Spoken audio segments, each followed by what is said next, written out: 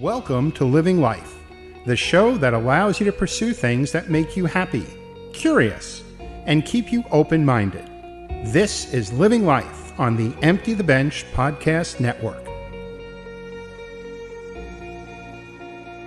Hello, and welcome to Living Life, Organize, and Thrive. I'm Camille, Prunka.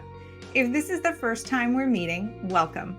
If you've been following me on social media or watching other episodes of this podcast, welcome back. And thank you for joining me again. Before we start talking about one of my favorite topics today, be sure to like this video and subscribe to the channel so you can see more of the incredibly helpful shows which are part of the Living Life podcast, as brought to you by the Empty the Bench Podcast Network. Also, follow Living Life on social media at Living Life ETB on Facebook and Twitter for more exclusive and helpful content. Being a professional organizer and coach with Refreshingly Candid Coaching and Organizing brings me into contact with many people who are going through life transitions. Remaining organized when everything around you is changing nearly daily is one tough challenge. Today, we are focusing on how to prepare for life transitions and navigate them gracefully. Specifically, we're talking about the madness surrounding selling your home, moving, and buying a new home. Now, if you're not going to move anytime soon, you should still stick around because you're going to discuss a lot of ideas to help with seasonal cluttering, packing to go on vacation, dealing with home renovations, sending a child off to college, preparing senior family members for downsizing, and many more events which affect the way you are able to live comfortably in your home. First, let's get a disclaimer just out of the way.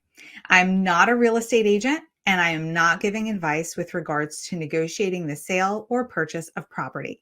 But I have bought 2 homes, sold 3 homes. I've been a landlord, and I've moved 10 times in the past 15 years. Plus, I've helped countless family members and clients move. So I have a ton of personal and professional experience when it comes to moving homes. And I've made some rookie mistakes, which you do not need to repeat. Saving yourself any discomfort during a move is a huge win, and you'll take any win you can get during this process. You may be sitting there asking yourself, why is it important to be organized during a move?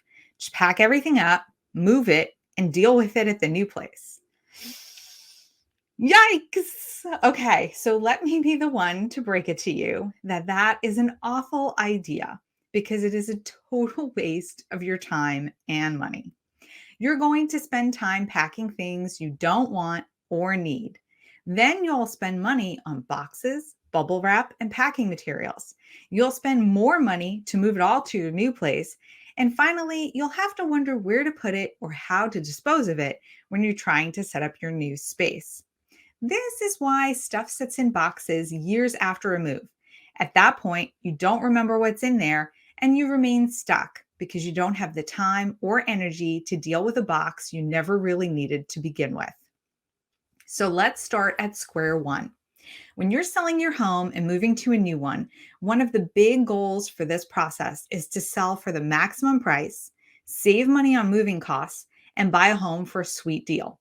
No one starts this process thinking they'll accept a lowball offer on their current home, spend tens of thousands on taking their stuff from point A to point B, and then get into a bidding war over their dream home. But this can happen. So start by getting recommendations for a good real estate agent, a fantastic mortgage lender, an honest insurance rep, and a reputable, licensed, and bonded moving company. Once you have a professional team working for you, it's time to take care of your part, getting your stuff under control. The number one way you can sell your house for the maximum asking price and save money on moving costs is by decluttering. You probably thought I was going to say you need to renovate an outdated kitchen or bathroom, right? Well, no. Decluttering costs nothing, so it's the best way to up the list price without additional investment.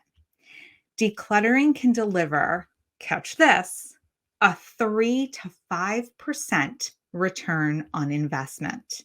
That's 3 to 5%. So if you're selling a $500,000 property, decluttering your home could add as much as $25,000 to the list price. That's like, it's incredible. $25,000 just for not having the stuff that you don't want or don't need in your home at the time you sell it. I'd like someone to give me $25,000 for that. So that's exactly what I did when I sold my home.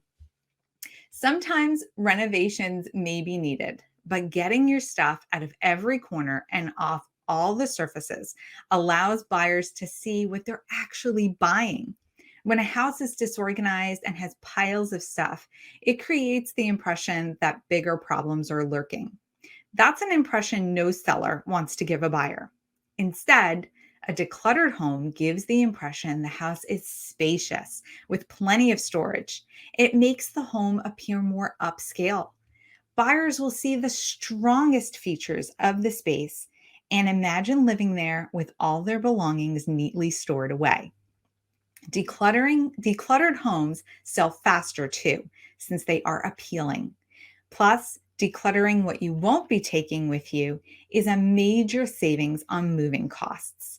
It will cut down the amount of supplies needed and the time it will take movers to transport everything. While we're talking about saving money, here are some tips to cut down the expense for buying lots of boxes and packing materials. It's important to have the right tools for the job so all of your precious, well-loved things make it to their new home without damage. Still, you don't need to spend a ton of money to be able to do this. First, save every box, shipping envelope, piece of packing, and even junk mail, which comes to the house once you've made the decision to move. So usually I advise people to get rid of all these things. But when you're moving, you need them to pack. Catalogs, newspapers, and junk mail make great cushioning in boxes. Just be aware that the print won't rub off on your stuff. Next, check free websites and local social groups to see if people are giving away boxes and bubble wrap. People are so happy to give these items away. Ask neighbors and friends if they are willing to give you boxes from their deliveries. And pro tip here, take the small boxes. Don't turn them away. Small boxes are a great way to protect trinkets when packed in larger boxes. Also, clothes and books weigh a lot when they're packed, so you'll need small boxes for them. Think about it. Packing 25 textbooks into a large size moving box is a surefire way to give yourself and your professional movers grief, as well as a sore back on moving day. Having lots of small boxes keeps things light and manageable. So the number one question I get asked when helping a client prepare for a move is, what should I start packing first? My advice is to start with seasonal decorations, beginning with the current season and working backward towards the season you are moving in. So let's say you're preparing to move in the spring. You'll want to start taking a look at the decorations you use during the winter, fall, summer, and spring in that order. This will allow you to clear your home of the winter decorations, which will likely be on display. You can discard what you don't want to take with you and pack away everything you want to keep. Then take a look at the boxes with the fall decorations to discard whatever you no longer want or need. Make sure everything left is packed well enough to withstand the move. Repeat this process with the remaining seasons, and then all your decorations are put away and ready to go. The second thing you should pack away is personal decor. This includes pictures of family and friends, travel souvenirs, artwork that may not appeal to most people, and religious items. You want the space to be as attractive to as many people as possible. If your home was an ice cream flavor, you'd want it to be like vanilla or chocolate. Buyers should be able to see how they can dress up the space, just like adding their favorite topping to an ice cream cone. Showing your house with all your favorite family pictures, your calendar, and your dog's playing poker artwork on display is like handing buyers Rocky Road ice cream covered in butterscotch sauce with rainbow sprinkles. There's a small selection of people who would order that specific ice cream and topping combination. Decluttering your personal items and packing the ones you absolutely want to keep makes the space more attractive to a wide variety of buyers because each one can see the potential to add their own unique decorations to the home. The third thing you should pack is your off-season clothing and accessories. Again, work backward, beginning with the season before the one you are currently in. So, for example, if you're listing in the spring and it's currently winter, start decluttering and packing your fall wardrobe. The pieces you're keeping can be placed in boxes because you most likely won't need them until after a few weeks after the move is done. Then declutter and pack the lesser worn pieces of your summer wardrobe in boxes. Keep some of your favorite summer pieces in a suitcase or a go bag. You may need these shortly after the move, so you'll want them easily accessible. Declutter your spring and winter wardrobes. You'll pack the winter wardrobe in boxes at the very end of the season, and your spring clothing and accessories will be packed in a suitcase in the days before the move. This keeps everything you need at your fingertips and gets everything you don't need ready to go. The added bonus to this is that your closets will have a lot less inside them, making them appear larger to buyers. What an absolutely great selling feature, right? Finally, pack up any items related to sports and hobbies. The truth is, you won't have a lot of time to go camping or sew clothes or practice woodworking when you're getting ready to move. Having all of the gears and supplies which go along with these types of activities in your home just makes it appear cluttered. Worse, having a garage full of camping gear, for example, can make potential buyers think the space is too small for their needs. Pack up everything you won't be using over the next 6 months. You're really not going to have time to work on crafts or play sports when you are preparing to move. It's best to realize this and know all your gear is prepared properly to get to its new home. So we'll be right back after a quick break, and we'll talk about exactly how to pack the heart of the home, the kitchen, along with some special concerns to be aware of when it comes to moving with children and pets. We'll talk about how to survive showings, get to closing, and set up your new home. You're watching Living Life, Organize and Thrive on the Empty the Bench podcast network. Hi, Howie Morgeson here from Living Life, Sweets, Treats, and Eats on the Empty the Bench podcast network. As you can see, it's all about the food and lots of it. On each podcast, we're going to make dishes that I have discovered and found out there, things that I've fixed for my family that they really enjoyed. It's all about the food and how to enjoy it. It's also simple dishes that you can put together on your own. We'll show you techniques on how to prepare the food.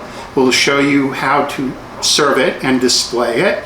So it's all about the food, and we hope you can join us. So again, Sweets, Treats, and Eats on the Empty the Bench podcast network. I hope you can join us. Welcome back to Living Life, Organize and Thrive. We've been talking about decluttering your home and packing to move. If you're looking for more strategies to organize your physical space and boost your productivity, follow Refreshingly Candid Coaching and Organizing on Facebook at Refreshingly Candid and on Instagram at refreshingly.candid. Read the blog at refreshinglycandid.com for more ways to simplify your life and achieve your goals. We've been talking about all the reasons you should declutter before moving, and I've gone over some of my notable packing tips to get your home looking its best before showing it to buyers. Now we're going to focus on packing the kitchen. This is the hardest room to prepare for a move because you need to use it every day. You'll need to eat right up until the day you leave. So how do you plan to pack up the kitchen? I have 2 suggestions based on your lifestyle and family needs. First It's crucial to make peace with the fact that you'll need to close down your kitchen while you're showing your home. Yes, you're going to close it down. You are not going to be able to cook lavish meals once your home hits the market. Quite honestly, you're not going to be able to cook at all. I remember we put our house on the market. Our son was about 18 months old. We confirmed a showing at 7 p.m. one weeknight with our real estate agent. It was almost 6, and I thought I should quickly boil some pasta for our son so he could eat dinner in the car. I figured I could make the food because pasta only takes a few minutes, pack it up, clean the kitchen, and have plenty of time to leave the house so the house would be empty for the showing. Well, the potential buyers showed up with their real estate agent at 6:15. I had just drained the pasta and I needed to ask them to wait outside while I quickly packed up everything I needed for my son, washed up the pot, and left. I managed to do this with my husband in 5 minutes, but it still left them 5 minutes to stand outside, inconvenienced. Plus, the house smelled like fresh cooked food, which is just not appealing to buyers. Needless to say, they did not make an offer. So, what's the solution when it comes to keeping your home ready for showings and being able to eat? First, start cooking through all of the food in your pantry about 6 to 8 weeks before showing your home. Just like packing up your seasonal clothing and accessories so your closets look larger, you'll want to use the food you have on hand so your pantry area is less food. Also, start buying less food at the supermarket. You want to start to keep only the foods you will consume in the house. If you like to cook regularly, make meals so you can freeze them to use when you're showing your home. If you're not a fan of cooking, you can either buy microwavable meals and have them in the freezer, or you can start to plan where you can buy healthy meals. Selling your home is stressful, especially when you are showing it. Eating junk food and fast food is not going to keep you feeling your best. So find restaurants and supermarkets with prepared food bars where you can make healthy, delicious choices within your budget. In addition to eating the food in your pantry, you'll also want to pack up all the lesser used items in your kitchen and dining room. So, if you have fancy china that gets used only on holidays or kitchen gadgets that you use only once in a while, pack them. I tell clients to keep only the bare necessities accessible. This includes a few plates, bowls, cups, glasses, flatware, and maybe a pot, pan, and a piece of oven safe, microwave safe glassware. Pack everything else in small boxes. Again, don't try to shove all your pots, pans, and the slow cooker into one box. As I said before, keeping your boxes light and easy to lift is the best thing. So we showed our home for about 10 days before accepting a full price offer. During that time, we were prepared to spend evenings and the entire weekend away from our home. We slept there, but we stopped doing most of the things that were part of our regular routine. Once we realized people would show up early for showings or even arrive unannounced, we gave in to not being at home. Our go bags were packed and ready so we could spend the day around town and still have all the things we needed, especially for our son. It took planning and organization, but it was totally worth it because it lessened the level of inconvenience we experienced. Once we accepted an offer, we returned to cooking small meals at home with our basic supplies. I caution clients all the time not to unpack anything during the month or so it takes to get to closing. You should not fully open your kitchen again. There's still so much to do before closing and leaving the home. So let's shift gears now and talk about some of the special needs of pets during a move. There's a lot to consider when relocating with a family pet. A great resource for all of the things you should consider is gopetfriendly.com. There's a link to the site in the show notes below. The blog is full of truly helpful information. If possible, it's best if one member of your family takes responsibility for caring for your pet. Having a consistent, reassuring companion helps your dog or cat feel more secure. Also, stick to the normal schedule as much as possible and wait as long as possible to pack up your pet's belongings. This will help prevent anxiety. Pack a to go kit for your pet too. Include items such as food and treats. And for canned food, don't forget the can opener. You'll want drinking water, food, and water bowls. And now, portable bowls really pack easily, and anti spill water bowls are fantastic in the car. Your vet's telephone number should be easily accessible, as well as the telephone number for the National Animal Poison Control Center. If you need to take that down, we're going to put it in the notes. It's 888-426-4435. Also, I love this tip. Have a photo of your pet handy, because if you do get separated while you are moving and it's a long journey, you're going to have that current photo handy to help create posters quickly. Have paper towels for muddy paws and other messes, and an old towel in case it rains. Make sure you have all their medications, vitamins, and supplements as necessary, and waste bags for picking up after them. Also, have a first aid kit. If you're going to be away overnight, bring your pet's bed or blanket and a couple of toys. Having these familiar items will make him or her more comfortable. Moving can be extremely stressful, not only just for pets, but also for children of any age. But there are a few things you can do to help make the whole experience easier for them. First, talk about moving and involve your children. So, if you have a baby, like a real baby, less than a year old, involving them and talking to them actually means taking breaks to sit with them often and snuggle. And you want to be calm while you're doing that, because they can sense anxiety and stress. So, plan for packing to take even longer than you anticipate, because you will need to set aside time to quietly interact with your child. Having a family member, friend, or parent's helper come over to play with your baby may give you a little more free time to deal with moving tasks.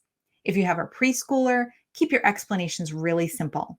Let them know all their stuffed animal friends and favorite toys are moving with them. And let your child help you pack and unpack. So my son loves to be in anything that I do. And I wanted to pack a very specific way when we were moving. So I thought of this fabulous way to involve him. He loves stickers. So I bought inexpensive smiley face stickers in all different colors and let him put them all over the boxes. What he didn't realize was that he was actually color coding the boxes for the movers. So red smileys went in the kitchen, blue was the owner's bedroom, and yellow was my son's bedroom. It was a great system because you didn't need to read the contents of the box to know where it should be placed in the new home, and it gave my son lots to do while we were packing. Older children may actually show some resistance to moving. My suggestion is that you just hear them out and show as much empathy as you possibly can. Leaving friends and favorite places is really tough and emotional. So try finding a unique way to honor the good times you had in your home and say a goodbye. Also, take some time to set up a way for your child to communicate with their friends, like an email account or a family device, which can be used to video chat. Pack your child's room last. And when you arrive at your new home, set it up first. Make a first night kit with all the special things your child loves, like favorite sheets and blankets, pajamas, a nightlight, and special storybooks. This way, you're not going to be doing a frantic search through all the boxes when you first start to settle in. Create a secure, comfortable environment for your child and be prepared to spend extra time with them each night for the first few weeks. Overall, try to keep the same routine for your kids. The more things appear the same, the easier transition it will be for everyone. There's a link in the show notes for a great post on parents.com with ideas to make moving with children as smooth as possible. Finally, don't wait until the last minute to pack up the essentials. It should feel like you're staying at a hotel during the last 4 to 5 days before the movers come to get your things. The last morning is the time to take the sheets off the bed, grab your towel after a shower, pack your toiletries, and head out the door to your new home. If you've packed your home, as I suggested at the beginning of the show, setting up your new place is going to be a total breeze. And here is why: because you are going to unpack in the exact opposite order of how you packed your boxes. You'll start with your go bags or suitcases, which contain the items you just used before leaving your old home, plus the clothes you set aside to wear during the last few weeks of the move. You'll have the essentials needed to settle children and pets. Then unpack the kitchen boxes with the basics you were using while showing your old home and waiting for closing. This will give you the bare minimum needed to maintain simple routines. Then you can dive into unpacking the remaining kitchen items, clothing and accessories, and personal decor. Finally, you'll be able to easily add the seasonal decor, which makes your new house into a home. There's one more crucial thing I want to highlight about the moving process, and it has to do with setting up your budget for buying your next home. Usually, when you consider how much house you can afford, you include some money for renovations and updates at your new place. Maybe the carpet needs to be replaced, or the tile regrouted, or you'd like to freshly paint some rooms. I urge you to consider making a budget for organizing in addition to renovations. When you're home shopping and you look at the closets and the storage space, it's going to give you a heads up on if these spaces will actually fit your needs. Will they fit your needs? Or do you need to purchase a closet system, racks for the garage, shelving for your book collection, or a pegboard for tools? Making a budget for the organizational pieces you need in your new house is crucial to getting things unpacked and set up quickly. If you don't have the pegboard to hang the tools, they are going to sit in boxes. If you don't have shelves to place your book collection, it's going to remain in the boxes. Failing to consider the money needed to get your home organized is one of the main reasons why people continue to live with things in boxes years after moving. My husband and I knew we were going to update closets and have a shelving system installed to include a his and hers home office space when we made our offer on our new home. It was factored into our budget from the start, which made it really easy to plan the installation right after closing. We could start enjoying our new home right away. You too should be able to enjoy your new home from the first day you move in. A little bit of pre-planning will really help you achieve that. We're going to take another quick break. When we come back, I'll be answering your organizing questions. You're watching Living Life, Organize and Thrive on the Empty the Bench podcast network. Hey, I'm Tony Montori Jr. I know you've been following us and watching us on Living Life Home Design Concepts is my show. There's lots of shows and lots of interesting things going on here. I like to bring a new tip or tip of the month kind of thing to you where I talk about design concepts, how to make it easier to hang pictures, how to enhance the energy in your home, or just decorating in general. So join me and look for a new episode of Tony Montori Jr. on Living Life Home Design Concepts, and I'll help you solve some of your home decorating situations. Hi, I'm Jerry Barmash. Join me for Here Now the News. It's an entertaining one-on-one interview featuring newsmakers and much more, whether it's political or pandemic related, someone from the media or an author. You'll find it here. A fun chat. Hopefully you'll learn something too. Recent guests have included Petrie Hawkins-Byrd, the former Judge Judy bailiff, legendary game show host Bob Eubanks, and Matt Asner, son of famed actor Ed Asner. Subscribe and share. Don't miss Here Now the News as part of the Empty the Bench podcast network. Welcome back. It's time to answer your organizing questions. What are you struggling with? Send an email to hello@refreshinglykcandid.com to have your question answered during the podcast.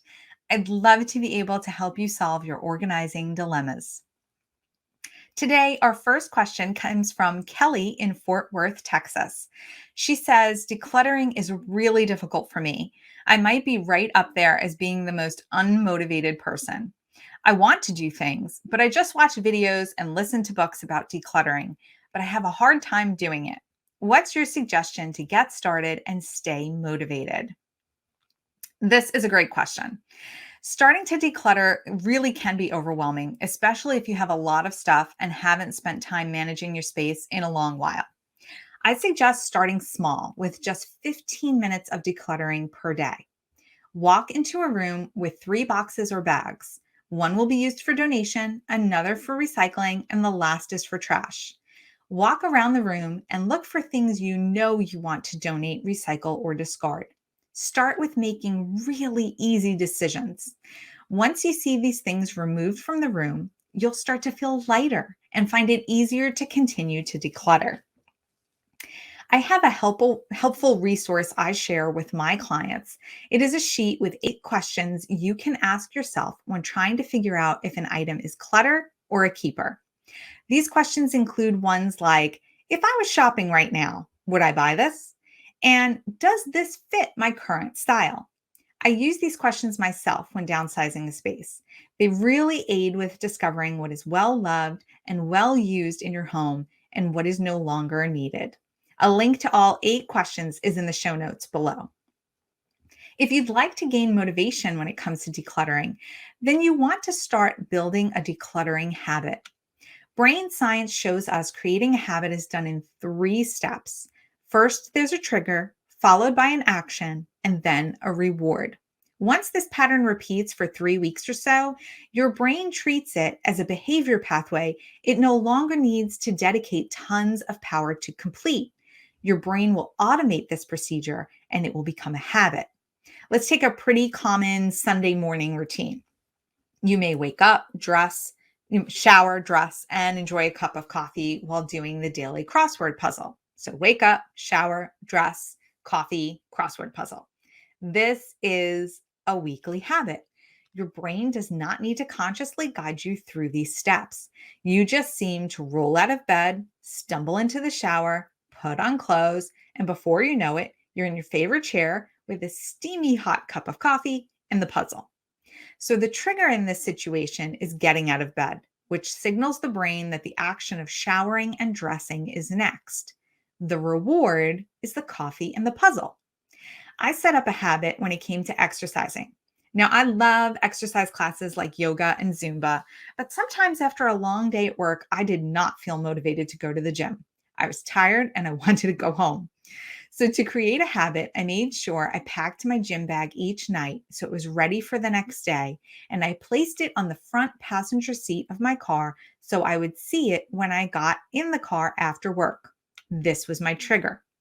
I'd then drive to the gym, which I needed to pass to get home, so there was no way to justify not stopping. I'd take the class and give it my all because I knew the reward was coming. So there was this absolutely fabulous juice bar at the gym.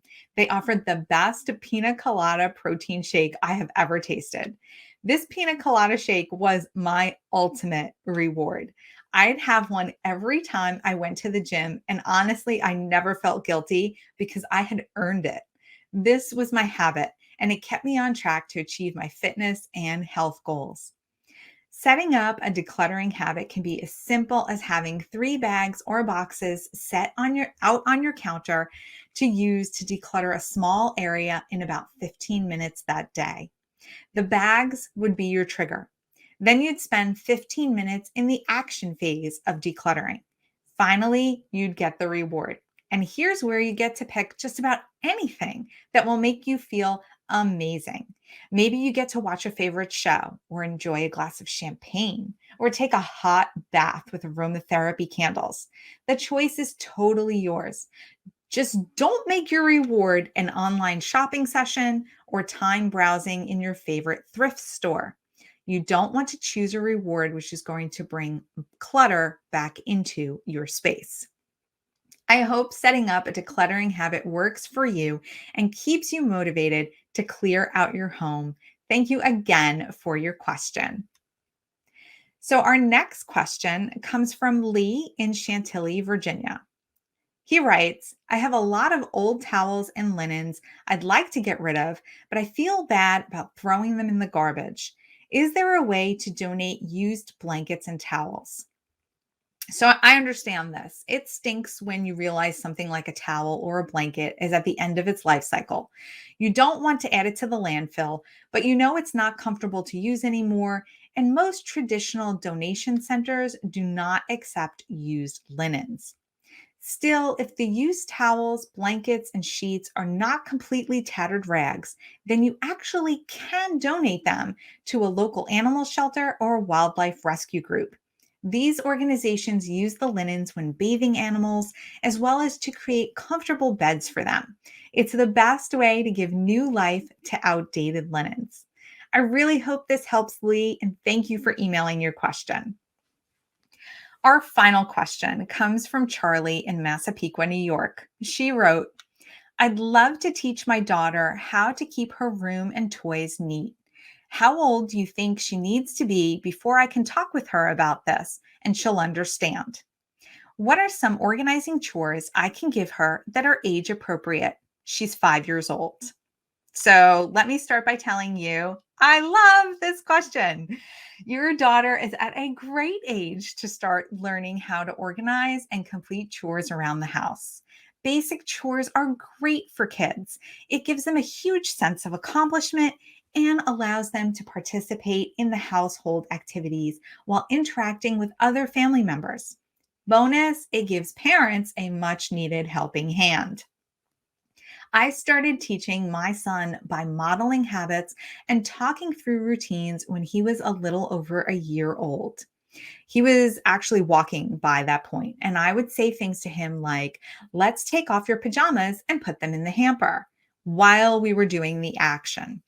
So one day, my husband, who doesn't normally do this, but he left his pajama pants on the floor next to his bed and next to the hamper. My son was in our room with me while I was making the bed. He saw the pants on the floor, but he did not know my husband had a hamper right there. So he picked up the pants, carried them to his room, and put them in his hamper because he knew that's where I put the dirty clothes. I was absolutely amazed. I was thrilled. I praised his behavior and gave him lots of snuggles after that, and he absolutely loved it. So now he just turned 4 years old and he helps put laundry in the washer and the dryer with me. He makes his bed and cleans his plate from the table after a meal. He vacuums with my help. He knows how to clean up spills with a towel, and he cleans up his toys and puts them away each day as part of his bedtime routine.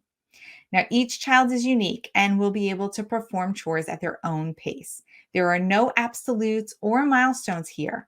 So, see what your child is interested in and encourage their participation by finding ways they can contribute and succeed. There's a link in the show notes to childdevelopmentinfo.com. I highly recommend their ultimate list of age appropriate chores for kids. I use it myself, and it is a great resource for working with children.